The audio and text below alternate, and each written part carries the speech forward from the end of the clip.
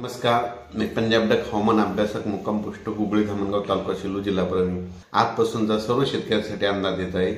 राज्यामध्ये मागच्या अंदाजात सांगितलं होतं की राज्यात फक्त ढगाळ वातावरण राहणार आहे, पाऊस काही येणार नाही, फक्त राज्यात पूर्व विदर्भातच पाऊस पडणार आहे असं सांगितलं होतं। तर आणखीन तुम्हाला एक सांगू इच्छितो की राज्यात आता सध्या शेतकऱ्याचं कांदा काढणी चालू आहे, तूर देखील काढणी चालू आहे, म्हणून शेतकऱ्यासाठी अंदाज देत आहे। जिल्ह्यावरी आपण बघायचं झालं तर राज्यामध्ये आता बघायचं झालं तर कोकण पट्टीमध्ये जवळपास 5 फेब्रुवारीपर्यंत हवामान कोरडं राहणार आहे, पाऊस काही येणार नाही, पण कोकण पट्टीच्या संपूर्ण जिल्ह्यातील शेतकऱ्यांनी लक्षात घ्यायचं आहे। त्याच्यानंतर पश्चिम महाराष्ट्र पुणे, सातारा, सांगली, सोलापूर, नगर जिल्ह्यामध्ये जवळपास 5 फेब्रुवारीपर्यंत हवामान कोरडं राहणार आहे, 25 तारखेपासून थंडी वाढत जाणार आहे, म्हणून हे देखील अंदाज घ्यायचा। त्याच्यानंतर आपण उत्तर महाराष्ट्राकडे वळू।